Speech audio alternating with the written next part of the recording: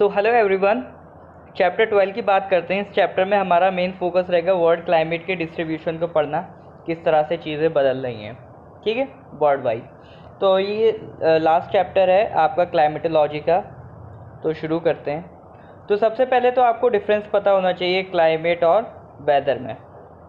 Weather is associated with the day to day changes in the system. हमारे जो atmosphere में, हमारे surrounding में जो भी डे टू डे चेंजेस होते हैं, जैसे आज धूप ज़्यादा है, कल हल्की सी हवा चल जाए, ये जो चेंजेस होते हैं ये वेदर में काउंट होते हैं। और अगर कोई ऑन एन एवरेज चेंज होता है, जैसे कि जिससे आपका रीजन डिस्क्राइब होता हो, जैसे इंडिया का मानसून डिस्क्राइब करा जाता है कि इंडिया का क्लाइमेट कैसा है, मानसून, यानी ऑन एन एवरेज जो आपके पे वेदर निकल के आता है उसको हम क्या कहते हैं, क्लाइमेट कहते हैं। तो कोइपन ने, एक साइंटिस्ट है, उन्होंने क्लाइमेट को क्लासीफाई कर रखा है। उन्होंने किस तरह से क्लासीफाई कर रखा है, उन्होंने क्या करा है, उन्होंने एक मान लीजिए ये आपका इक्वेटर हो गया। इक्वेटर से आप ऊपर जाते जाएंगे तो इस तरह से लैटिट्यूड्स में क्लाइमेट्स को बांट रखा है, ठीक है।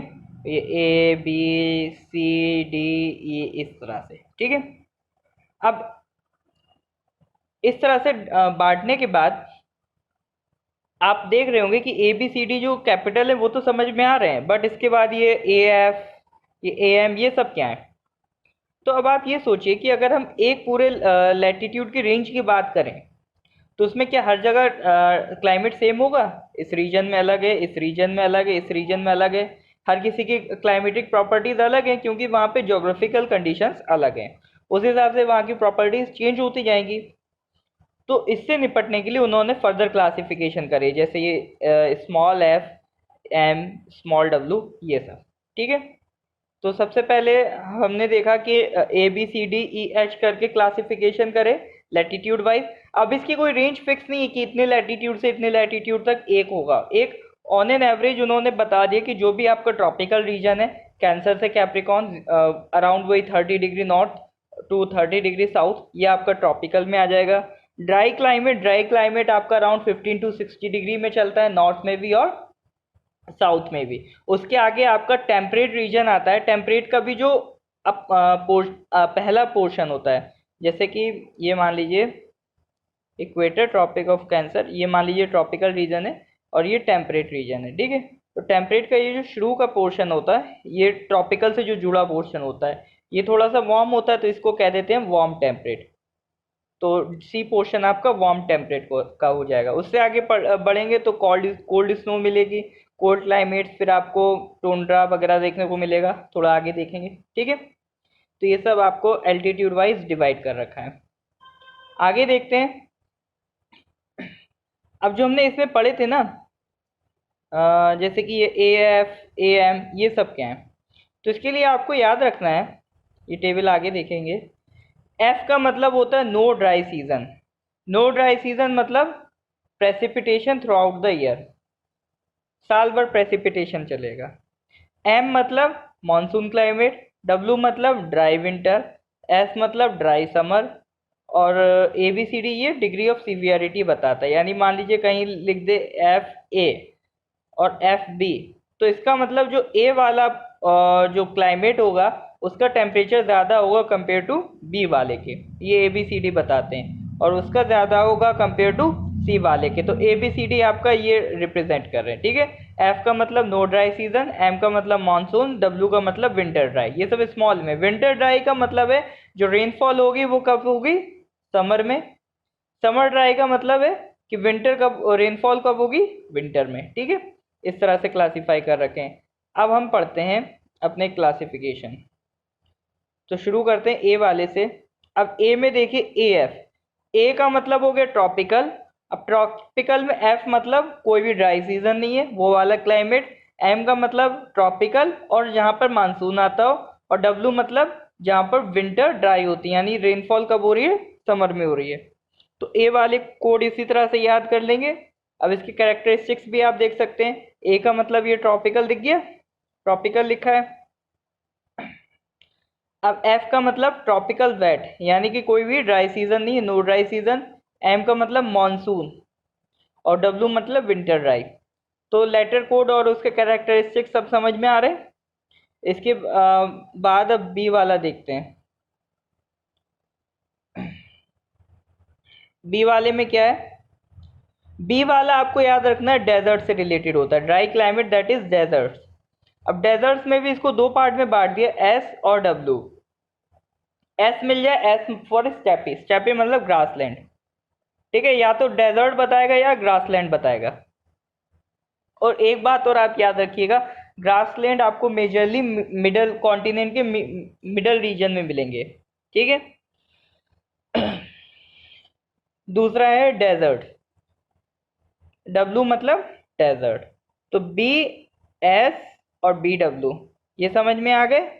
डब्लू कैपिटल में बी एस देखने को मिले तो मतलब ड्राई क्लाइमेट, उसमें स्टेपीज, और बी डब्लू मतलब डेजर्ट की बात कर रहा है। अब उसमें दो चीज़ें होती, एच और के।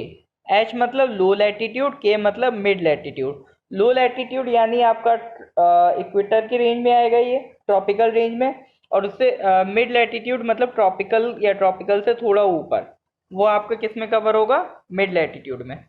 तो अब समझ में आ गया, बी एस एच इसका मतलब क्या होगा, यानी कि ग्रासलैंड है, और एच मतलब लो लैटिट्यूड यानी ये करीब ट्रॉपिकल में होगा।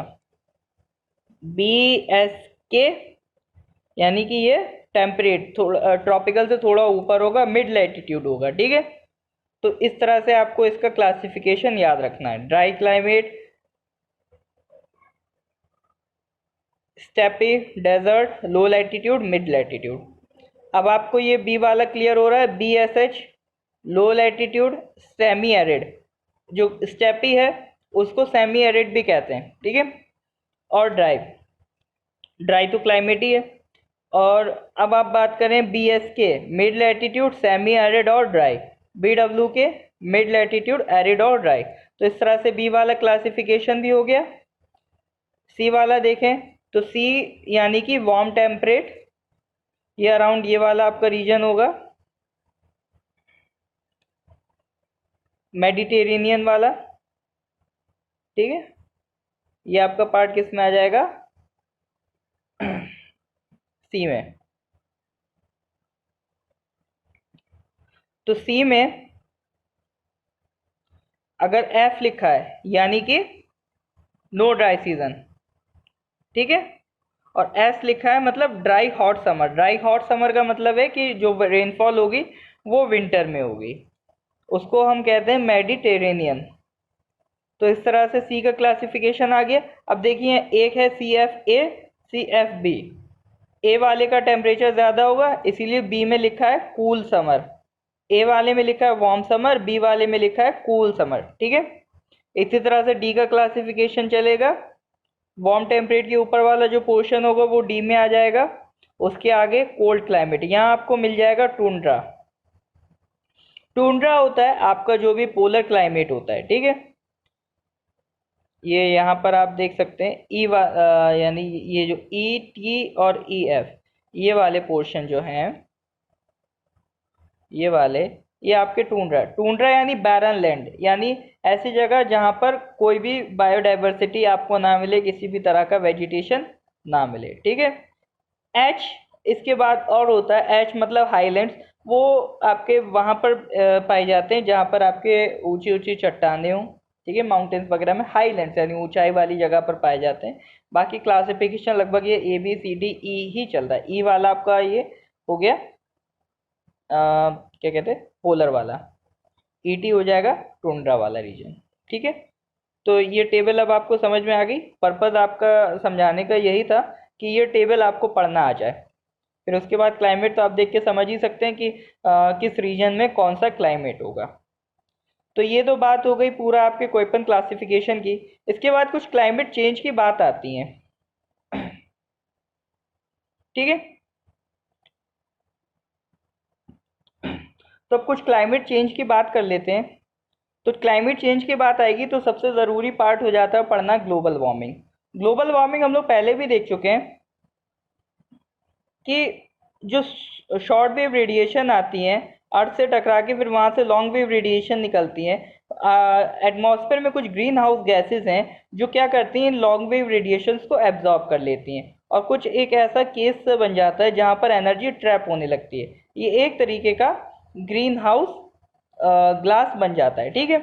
इसीलिए इसको ग्रीन हाउस इफेक्ट भी कहते हैं, क्योंकि कुछ जगह पर जो ठंडी जगह होती है वहाँ पर एक ग्रीन हाउस ग्लास का कंसेप्ट होता है। वो लोग क्या करते हैं, कोई भी एरिया गर्म रखना होता है, कोई भी चीज़, तो उसको क्या कहते हैं, ग्लास में कवर कर देते हैं। तो क्या होता है, उसमें शॉर्ट वेव रेडिएशंस आराम से पार करके पहुंच जाती हैं, और जब लॉन्ग वेव होती हैं तो वो ट्रैप हो जाती हैं, वो बाहर नहीं निकल पाती, जिसकी वजह से वो अंदर का एरिया गर्म हो जाता है। जैसे कि अगर हम लोग कार्स में बैठते हैं तो सर आपने महसूस किया होगा, अगर उसकी खिड़कियां वगैरह बंद कर लें तो अंदर ज़्यादा गर्मी महसूस होती है कंपेयर टू सराउंडिंग, क्योंकि वहां से बाहर से जो सनलाइट आ रही है वो अंदर ट्रैप हो गई, वो बाहर नहीं जा पा रही है। यही आपका ग्रीन हाउस इफेक्ट है। ये एक तरीके का ग्रीन हाउस ग्लास बन गया। अब इससे बाहर एनर्जी नहीं जा पा रही है, ठीक है। तो इसी प्रोसेस को हम कहते हैं ग्रीन हाउस इफेक्ट। अब जो गैसेस इस एनर्जी को ट्रैप कर रही हैं, बाहर नहीं जाने दे रही हैं, ग्रीन हाउस ग्लास बनाए दे रही हैं, उन गैसेस को हम कहते हैं ग्रीन हाउस गैसेस। तो ज़रा पढ़ते हैं कौन कौन सी गैसेस हैं। तो मेन आपकी इसमें है CO2, कुछ क्लोरोफ्लोरोकार्बन से, methane, nitrous oxide, ozone, NOCO। Nitric oxide, carbon monoxide direct green house gas absorb नहीं करती हैं, लेकिन ये कुछ ग्रीन हाउस गैसेस के साथ रिएक्ट करती हैं, और उनका जो कंसंट्रेशन है वो एटमॉस्फेयर में इफेक्ट करता है। इसके बाद ओजोन, तो हमने पढ़ा था कि यूवी रेडिएशंस को रोकता है। तो ओजोन आपका जब स्ट्रेटोस्फीयर में होगा तब यूवी रेडिएशंस को रोकेगा, बट अगर ये लोअर ट्रिपोस्फीयर में आ गया तो ये आपका ग्रीन हाउस गैस की तरह एनर्जी एब्जॉर्ब करता है। CFC क्या रोल प्ले करते हैं? CFCs आपका जो स्ट्रेटोस्फीयर में ओजोन है उसको अगर ये अमाउंट बढ़ जाएगा, जैसे मान लीजिए कोई क्लोरीन का मॉलिक्यूल है, वो ओजोन लेयर में टकराया, तो वहां क्या करेगा, इस लेयर को ब्रेक कर देगा, ठीक है। ब्रेक करने की वजह से वहां पर होल हो जाता है। कुछ तरीका ये रहता है कि ये जब इस पे सनलाइट पड़ती है ओजोन पे तो ये ब्रेक होता है O2+O में। अगर क्लोरीन, और जब ये रात में वापस से कंबाइन होंगे, जब सनलाइट नहीं मिलेगी तो तो मान लीजिए इसके अगर एरिया में कोई क्लोरीन आ गया तो ये O2 और O मिला के O3 ना बना के O2Cl टाइप का कुछ बना लेगा। तो उससे क्या होगा, अब वापस से तो ओजोन नहीं बना ना, ब्रेक डाउन तो हो गया, लेकिन ब्रेक डाउन हो के वापस से वो ओजोन नहीं बना, जिसकी वजह से एक ओजोन में एक डिप्लीशन होना पड़ेगा, उसको हम कहते हैं ओजोन होल, ठीक है। डिप्लीशन ऑफ ओजोन लेयर यही होता है। तो CFCs क्या करते हैं, ओजोन लेयर में डिप्लीशन का काम करते हैं, इसलिए ये खतरनाक है। और ये आपका जो लॉन्ग वेव रेडिएशन है उनको भी एब्जॉर्ब करते हैं। मीथेन, N2O, ओजोन, ये सब आपका क्या कर रहे हैं, ग्रीन हाउस गैस का काम कर रहे हैं। सबसे ज़्यादा अगर किसी का कंसंट्रेशन है तो वो किसका है, CO2 का, ठीक है। तो ये पूरा पार्ट आपका ग्रीन हाउस गैसेस का था। तो कोइपन क्लासिफिकेशन को हमने पढ़ना सीख लिया है, थोड़ा सा क्लाइमेट चेंज के बारे में भी बात कर लिया। तो इस चैप्टर में बस इतना ही था। तो मिलते हैं अगले लेक्चर में। अगर लेक्चर पसंद आए तो please do like, share and subscribe. Thank you.